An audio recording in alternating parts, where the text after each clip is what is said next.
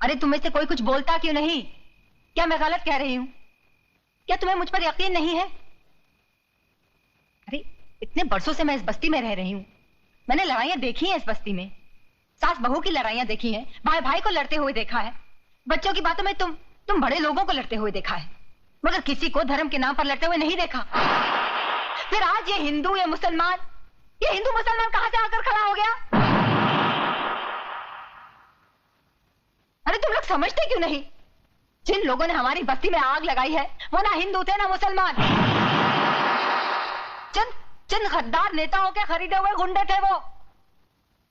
हर नेता तो सिर्फ यही चाहते हैं कि धर्म के नाम पर हमारे दिलों में नफरत पैदा हो जाए, हम एक दूसरे को काटे मारे खून बहा दे और वो बैठे बैठे तमाशा देखे। हम ऐसा नहीं होने देंगे। बंद कर अपना ये लेक्चर। असलियत जानना चाहती है तू तो चल मेरे साथ। इधर आ, ये देख, ये है असलियत। ये मेरे मासूम बच्चे हैं। पूछ इनसे किसने मारा मेरी बीवी को, किसने मारा इनकी माँ को। इनसे पूछ। बोल बेटा बोल, किसने मारा तुम्हारी माँ को? बोलो। हिंदू ने मारा है। सुना तूने? हाँ।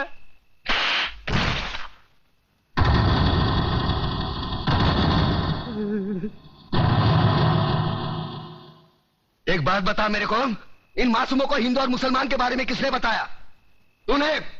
जो अपना नाम नहीं बता सकते उनको अपने मां के कातिल और धर्म के बारे में किसने बताया? तूने? देख इस्माइल, इन मासूमों के दिल में इस बचपन से तू दुश्मनी का बीज बो रहा है। इधर आ, असलियत जानना चाहता है ना? इधर आ। कौन है? कल्याण जी। कल्याण जी भाई हिंदू है ये कौन है? ये कौन है? गंगा भाभी। गंगा भाभी। तुम्हारे बच्चे को कौन पाल रहा है? गंगा भाभी। गंगा भाभी। ये हिंदू थे, इनको काय को नहीं काटा? हाँ, इधर आ, असलियत बताता हूं तुझे।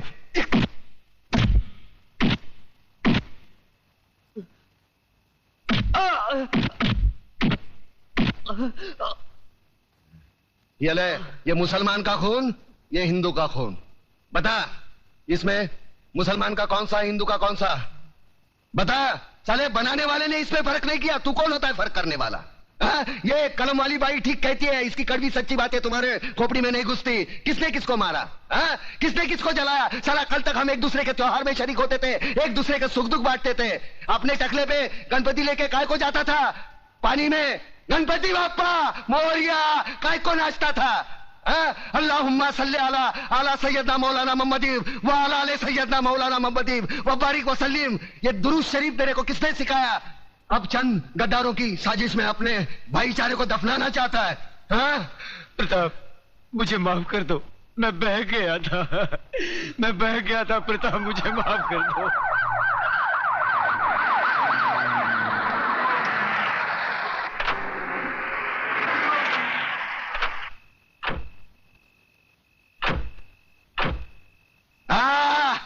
वाह, ये आए हमदर्दी जता रहे हैं, साथ में टीवी वाले, प्रेस वाले, ताकि कल के अखबार में इनकी तस्वीर पहले पन्ने पे छपी हो।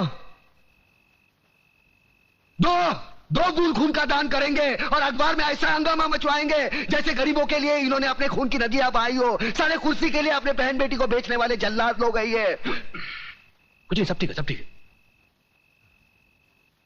तुम्हारे नापाक कदम आगे मत बढ़ाओ, तोड़कर तुम्हारे गले में पहना देंगे। आज तुमने राम और अल्लाह को मारने की कोशिश की है, लेकिन एक बात ध्यान में रखना, हम भले ही ऊपर वाले को अलग अलग नाम से पुकारते हैं, लेकिन हमारा धर्म एक है, मजहब एक है, इंसानियत। तुम जैसे पाखंडी लोग धर्म के नाम पर हम लोगों में नफरत का जहर नहीं फैला सकते। ऐसा बात करता है? अरे हम लोग गरीब का मदद के वास्ते आया है। देखिए भाइयों और बहनों, हमारे हृदय में आप लोगों के लिए हमदर्दी है, इसलिए हम यहाँ आए हैं। अरे नहीं चाहिए तुम्हारी हमदर्दी। क्या गरीब लोग को हमारे खिलाफ भड़काता है? ये नो चलबे। अरे न चलबे की औलाद। अरे दुश्मन, अरे पब्लिक भड़क गया है, भागो इधर से।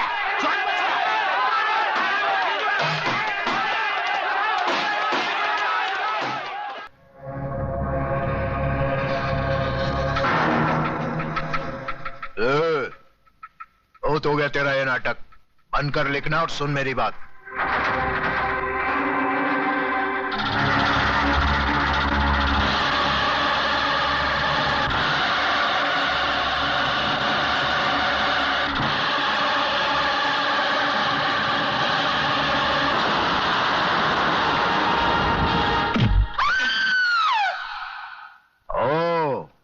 तो तू है।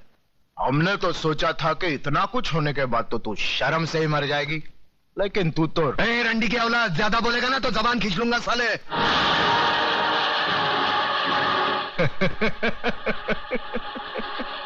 तू जबान खींचेगा मेरी?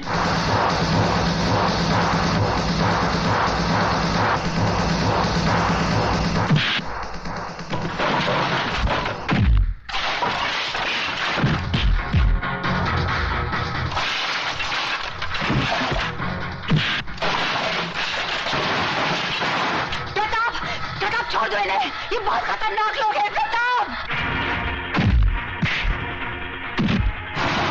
छोड़ दो इन्हें।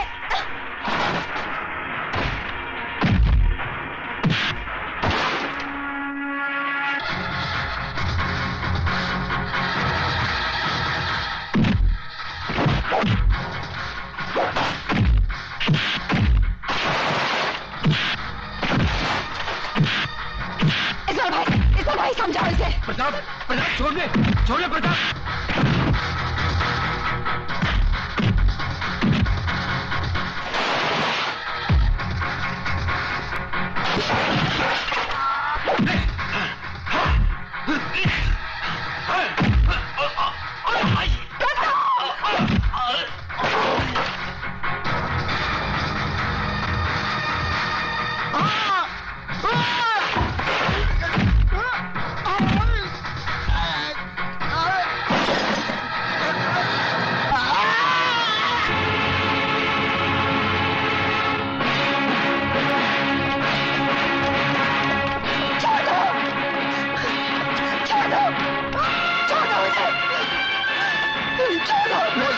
कौन है तुम?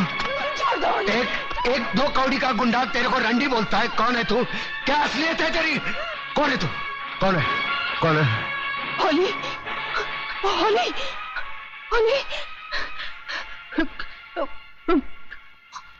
खून की होली।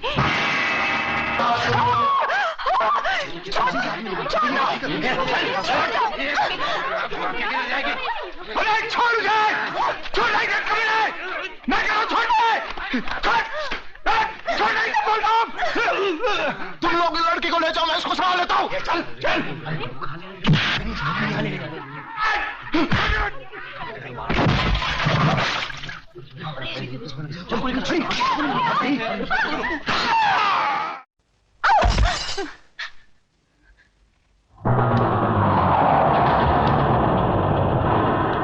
कमीने, खबरदार जो मेरी बेटी को छुआ तो छोड़ दो मेरी बेटी को।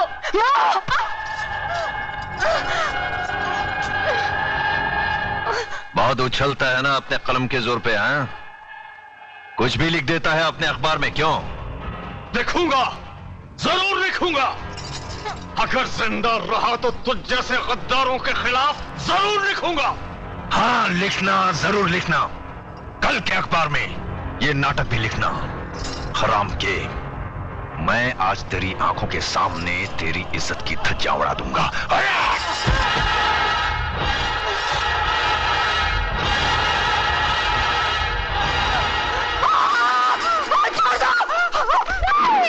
कमीने,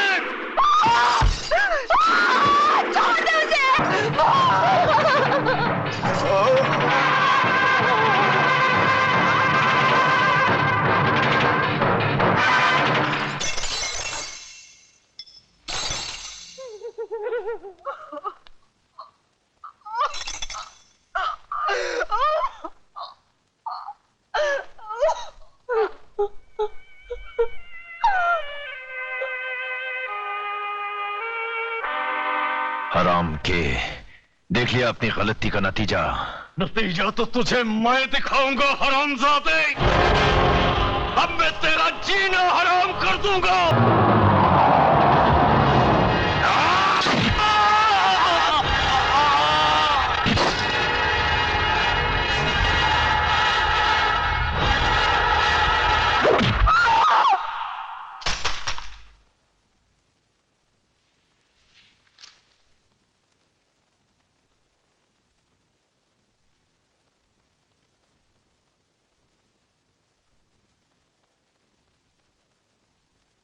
जज साहब, शायद आपको याद होगा, आज से 3 साल पहले ये गोल्ड मेडल आपने एमके गांधी लॉ कॉलेज की first class first student Megha Dixit को अपने हाथों से पहनाया था।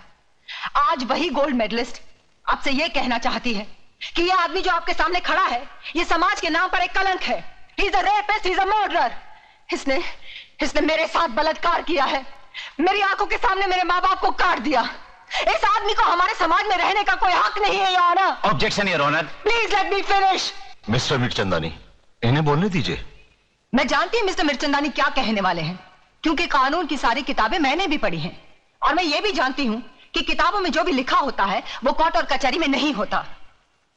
अब मिस्टर मिर्चंदानी मुझसे गवाह मांगेंगे, सबूत मांगेंगे, जिनकी खोखली बुनियाद पर यह कानून टिका हुआ है।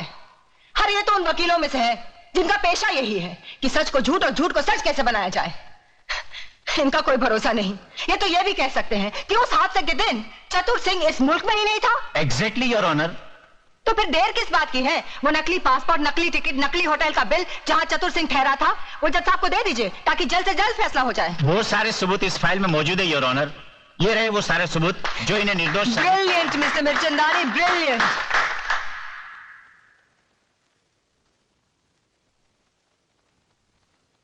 मिस मेघा दीक्षित, आखिर आप कहना क्या चाहती हैं? जज साहब, मैं सिर्फ इतना चाहती हूँ कि आप इन झूठे सबूतों का गला घोटकर एक ऐसा सही फैसला सुनाए जिससे आने वाले कल में चतुर सिंह जैसे भेड़िए पैदा ना हो, जो फिर से समाज, कानून, औरतों और बच्चों के साथ खेलने की हिम्मत ना करे।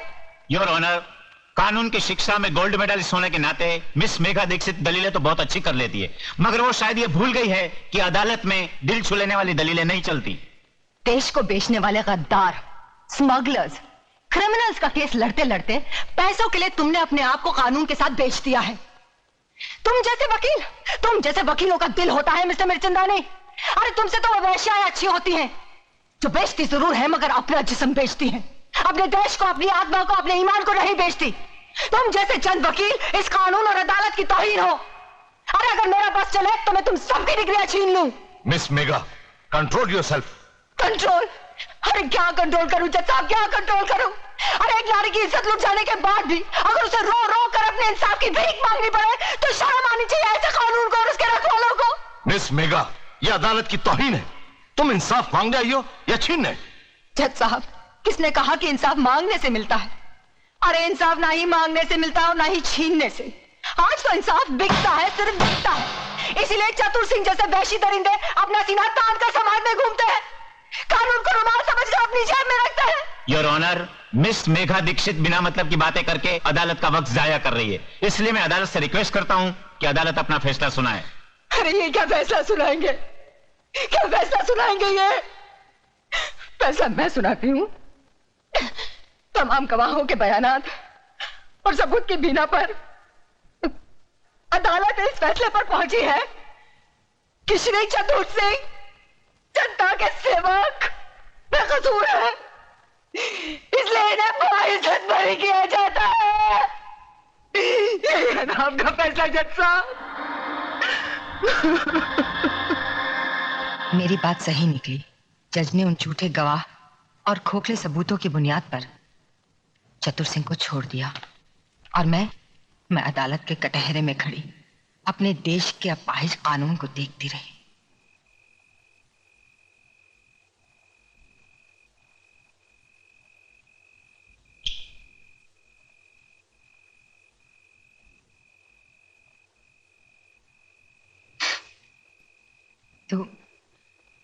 तू भी तो इस बस्ती में अकेला आया था, क्या तेरा अपना कोई नहीं? है ना, माँ है। मैं या नहीं मालूम नहीं। और तू?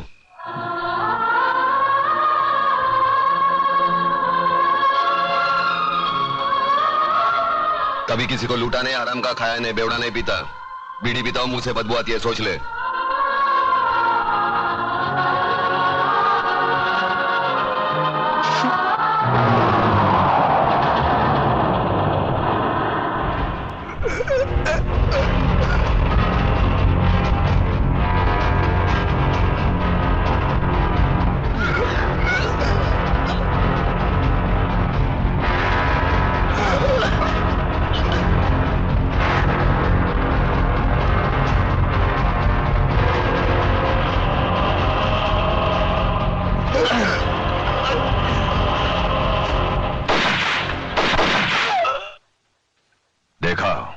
मारे गए ना?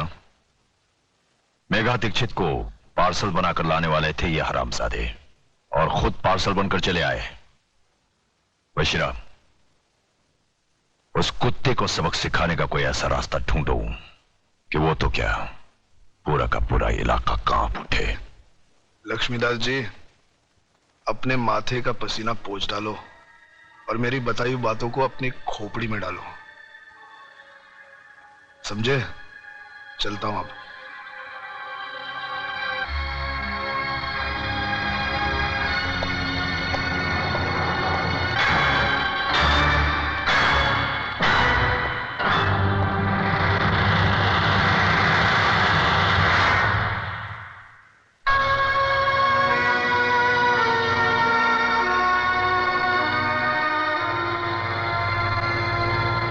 क्या बात है बापू, कौन था वो आदमी?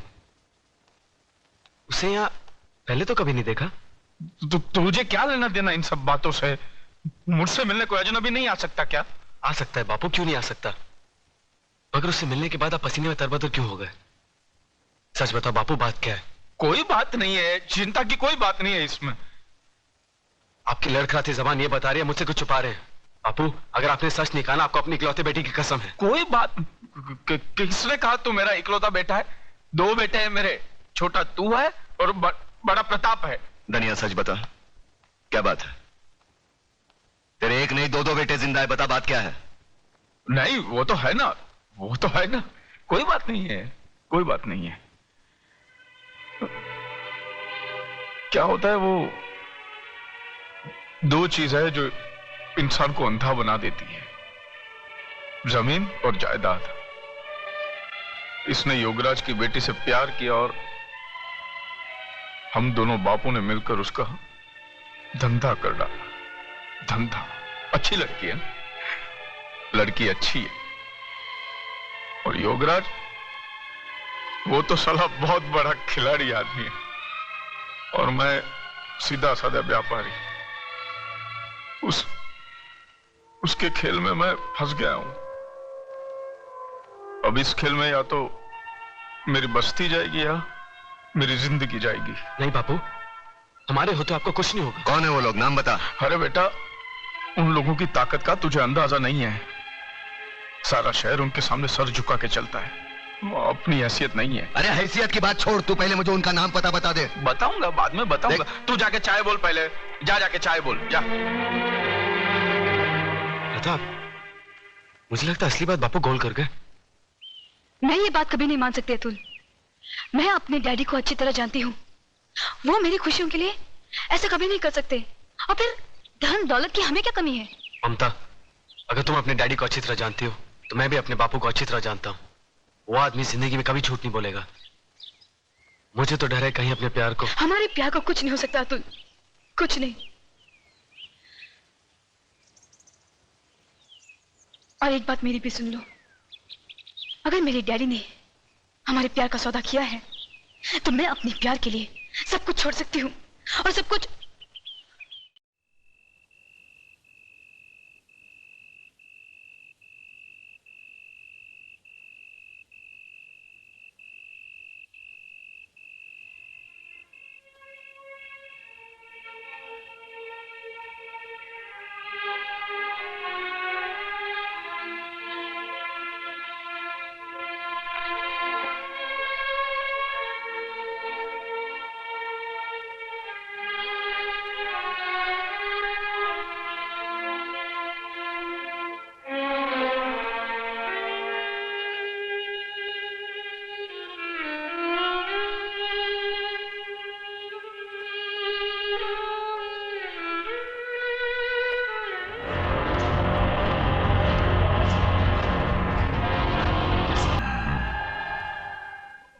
आपने मुझे क्यों याद किया? लक्ष्मीदास, दुनिया में ऐसे बहुत सारे लोग हैं जिनको कोई चीज पसंद आ जाती है तो वो उसे छीन लेते हैं, मगर हम उनमें से नहीं हैं। हमें जो चीज पसंद आ जाती है हम खरीद लेते हैं। तुम्हारा लक्ष्मी नगर हमको बहुत पसंद है। वहां युवराज के साथ हम बहुत बड़ा कॉम्प्लेक्स बनाना चाहते हैं। ये सूटकेस के अंदर 3 करोड़ रुपए कैश है और तुम्हारे सामने ये एग्रीमेंट के साथ 2 करोड़ का चेक है। दाम बिल्कुल बराबर है म्यूनिसिपैलिटी के वैल्यूएशन के हिसाब से। अब इस एग्रीमेंट पे साइन करो, खोखे उठाओ और ऐश करो। मगर ये मुझे